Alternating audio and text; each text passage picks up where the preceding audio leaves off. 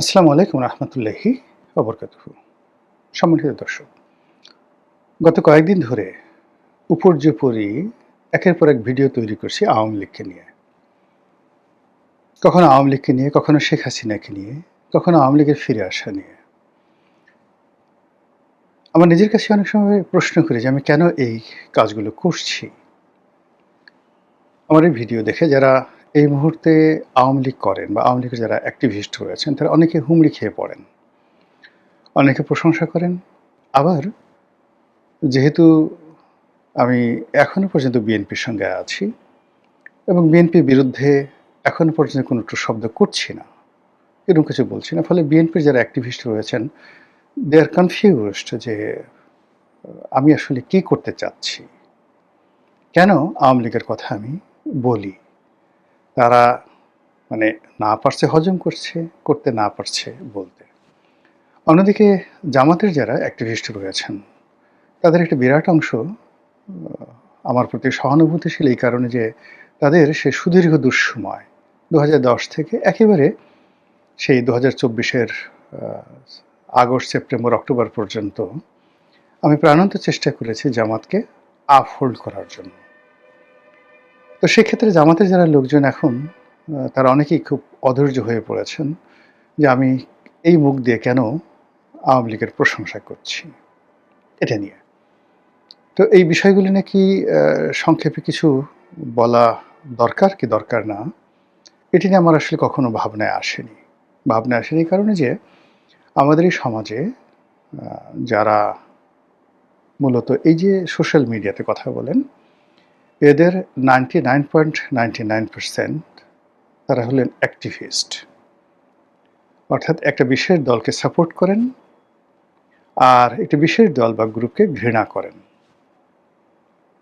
এটাকে ঠিক অ্যাক্টিভিজম, এটা জার্নালিজমও নয়, কিংবা এটা যে পলিটিক্যাল অ্যানালিস্ট বা অনেকটা এডিটোরিয়াল বা পোস্ট এডিটোরিয়াল ক্যাটাগরির যে সকল কথাবার্তা আমাদের সমাজে প্রচলিত আছে সেগুলো নয়। জাস্ট ৯৯% যারা লোক রয়েছেন সামাজিক মাধ্যমে কথা বলেন এরা সবাই অ্যাক্টিভিস্ট, একটা বিশেষ দলকে পছন্দ করেন আর একটা বিশেষ দলকে ঘৃণা করেন এবং ওটা তার বৃত্তের বাইরে তারা যেতে পারে না। তাদের দলের জন্য সাতক্ষণ মাপ আর প্রতিপক্ষের সব কিছু খারাপ। আমি আমার জীবনে শৈশব থেকে এই কাজটি কখনো করতে পারিনি। এটা বলতে পারেন আমার একটা ব্যর্থতা। আমি অনেক সময় একেবারে খুব ছোট বয়সে আমার আব্বাকে সমালোচনা করেছি, কাকাকে সমালোচনা করেছি, ভাইদেরকে সমালোচনা করেছি। এমনকি নির্মম এবং নিষ্ঠুরভাবে আমি নিজেকে সমালোচনা করেছি। পরিবার পরিজন, ছেলে মেয়ে, আমার যারা লোকজন তারা সবাই জানেন যে মানে এ যখন সামনে আসে উচিত কথা কাউকে সে ছাড়ে না। আমার স্ত্রীকে জিজ্ঞাসা করবেন, সন্তানকে জিজ্ঞাসা করবেন, আমার ভাইদেরকে জিজ্ঞাসা করবেন। আব্বা নেই, মা আছেন, জিজ্ঞাসা করবেন, একই কথা বলবে। একেবারে মুখের উপরে টাস, টাস করে ছোটকাল থেকে বলে আসছে। আমার কাছে যেটা সাদা, সাদা, কালো, কালো। যেমন ধরুন আমি আওয়ামী লীগের এমপি ছিলাম। ছাত্রলীগ করেছি ছোটকাল থেকে, অন্য কোনো দল করিনি। কিন্তু কেন আমি আ আওয়ামী লীগ জমানাতে আওয়ামী লীগের বিরুদ্ধে বলতে যাব বলেন? সেটা ২০০৯ সন থেকে একেবারে from the day one তখন থেকে বলে আসছি। এবং যে কথাগুলোতে আমি তখনও বলেছি, there was no malice, no prejudice, আমার কোনো মানে আওয়ামী লীগের কোনো নেতা কর্মী ইনক্লুডিং মাননীয় সাবেক প্রধানমন্ত্রী তিনিও বলতে পারবেন না যে এই ছেলেটি বা এই তার দলের কর্মীটি কখনো তার সামনে গিয়েছেন, কোনো মন্ত্রীর কাছে গিয়েছেন, একটা সুপারিশ নিয়ে, ফাইল নিয়ে, কাজ নিয়ে, যেটি দল দেয়নি, রাগ করেছে বা কোনো কিছু দল ছেলেটি চেয়েছে দেওয়া হয়নি, এই কারণে অভিমান হয়ে সেই কথাগুলো বলেছে। কেউ বলতে পারবেন না। আমি এই কথাগুলো আমার কাছে অড মনে হয়েছে। বিবেকে আ সাড়া দিয়েছে তাই বলেছি। এই গেল ১। ২ নম্বর হলো যে আওয়ামী লীগে থেকে যে জামাতের কথা বলা যাবে না, বিএনপির কথা বলা যাবে না, এটা তো একটা বেকুবও বুঝে। কিন্তু আমি তো তখন যখন বাংলাদেশে তারেক রহমান সাহেবের নাম উচ্চারণ কেউ করতে পারত না, পত্রিকায় লেখা তো দূরের কথা, তখন তাকে নিয়ে পত্রিকায় কলাম লিখেছি। আজকে তারেক রহমান সাহেব কী করবেন ক্ষমতায় বসে, বসে এটা আমি সেই ২০১২, ১৩, ১৪ সনে পত্রিকায় লিখে দিয়েছি যে উনি ক্ষমতায় আসলে ভবিষ্যতে এই কাজগুলো করবেন।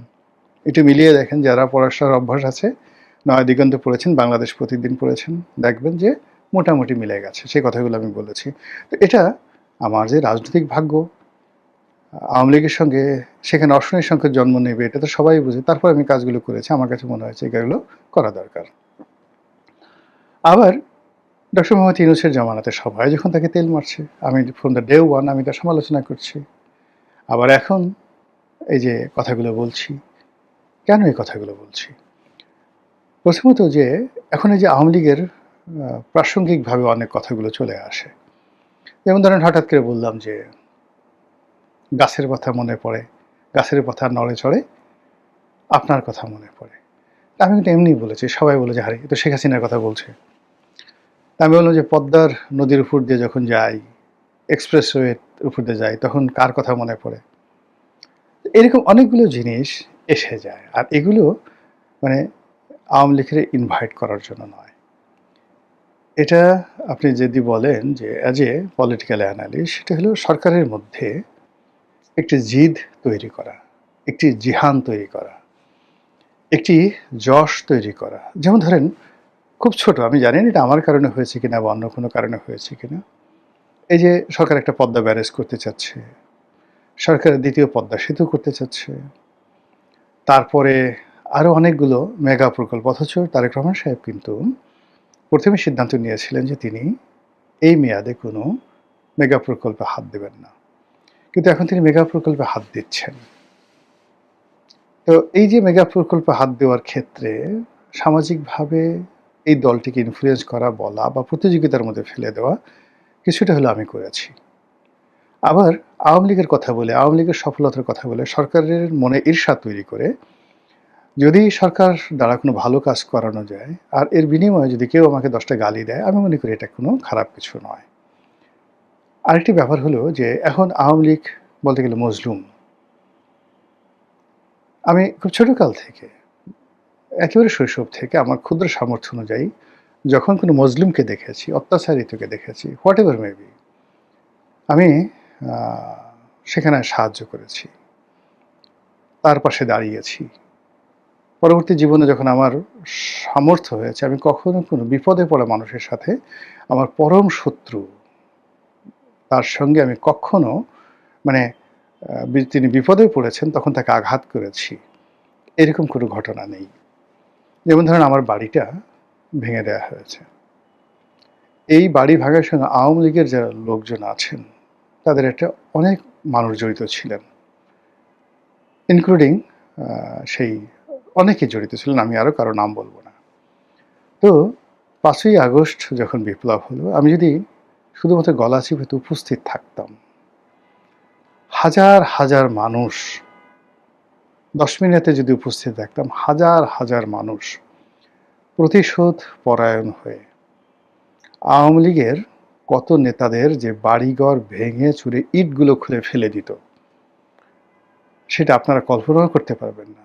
যারা এই যে আমি তো এগুলো ভিডিও লাইভে বলছি, যারা গলা চিপাতে আমাকে ভালোবাসেন, 10 মিনিটে আমাকে ভালোবাসেন, এমনকি পটুয়াখালী শহরে আমাকে ভালোবাসেন, তারা জানেন যে এই কথার সত্যতা কতটুকু আছে। কিন্তু আমি কখনো যাইনি, বরং সবাইকে ধৈর্য ধারণ করার কথা বলেছি।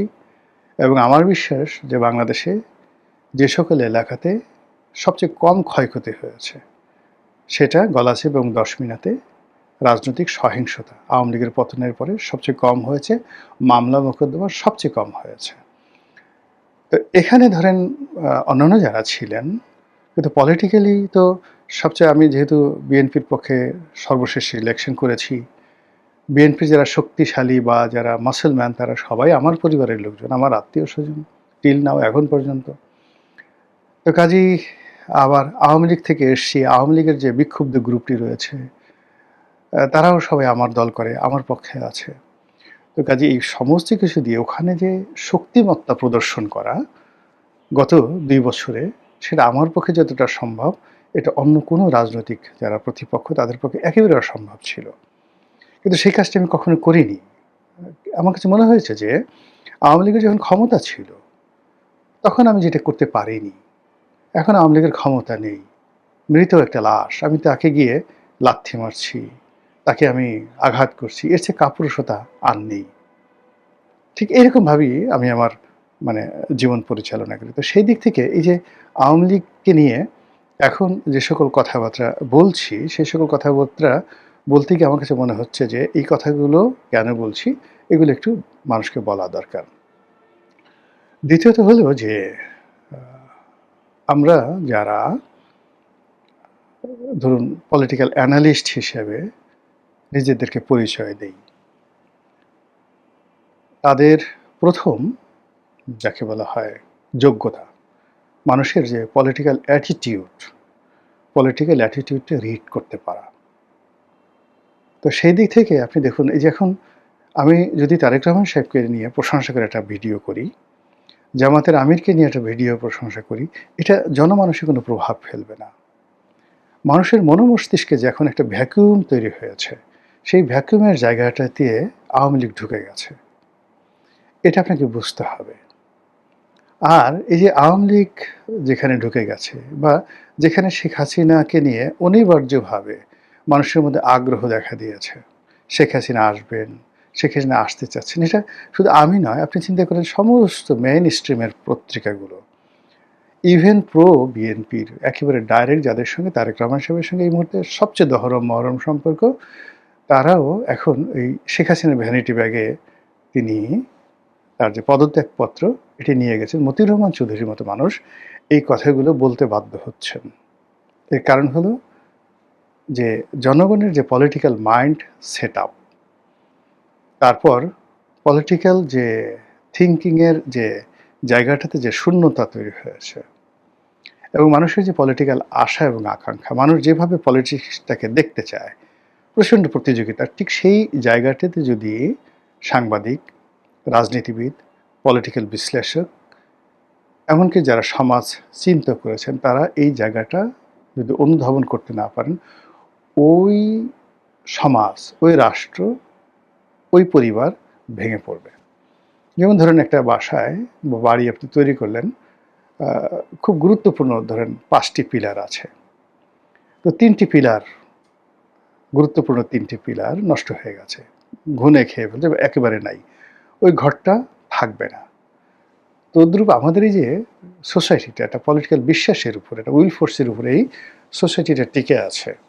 তো সেখানে আওয়ামী লীগের যে উপস্থিতিটি রয়েছে বা আওয়ামী লীগ সম্পর্কে যে মানুষের যে ভ্যাকুমটা রয়েছে, মানুষের যে চিন্তা চেতনা রয়েছে, এটা নিয়ে আপনাকে কল্পনা করতে হবে, এই অভাবটা বুঝতে হবে।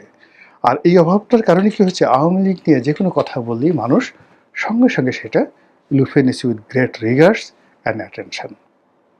ফলে শেখ হাসিনা কী করছেন, আওয়ামী লীগের কমিটি কীভাবে গঠিত হচ্ছে, এই বিষয়গুলো নিয়ে যখন আমরা আলোচনা করি এবং এই আলোচনাটা প্রায়ই আমাদের কল্পনাপ্রসূত হয়।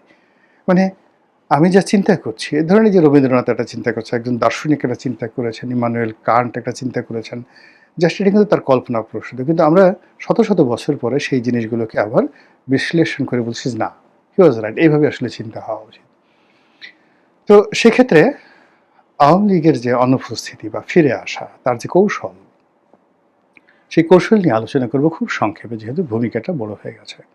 আওয়ামী লীগ ফিরে আসার চেষ্টা করছে এবং তারা ফিরে আসতে পারবে কি পারবে না এটা পরের ব্যাপার, কিন্তু ফিরে আসার চেষ্টা করছে এবং ফিরে আসার জন্য তারা যে কৌশল অবলম্বন করছে, একেবারে এই মুহূর্তে ইরান এবং আমেরিকার যে যুদ্ধ, ডোনাল্ড ট্রাম্প এবং আয়াতুল্লাহ আলী খামেনি মারা যাওয়ার আগ পর্যন্ত তাদের মধ্যে যে কৌশলগত বুদ্ধিমত্তার খেলা চলছিল এবং এখন এই মুহূর্তে থেমে থেমে আক্রমণ হচ্ছে, গেরিলা আক্রমণ হচ্ছে, বিমান হামলা হচ্ছে, গ্রেনেড হামলা হচ্ছে, ড্রোন হামলা হচ্ছে, আবার শান্তি আলোচনা হচ্ছে। এর মধ্যে একে অপরকে কৌশলে জড়িয়ে ফেলেছে। এই যে ইরানের যে কৌশলটা এই মুহূর্তে, খুবই দুর্বল অবস্থান, সীমিত অর্থ, তারপর যাকে বলা হয় সীমিত সামর্থ্য, যুদ্ধ করার যে ক্ষমতা সেটাও সীমিত, কিন্তু তারপরে বিশ্বের একটা পরাশক্তিকে নাকের দড়ি দিয়ে সে ঘুরাচ্ছে তার প্রজ্ঞা দ্বারা, মেধা দ্বারা এবং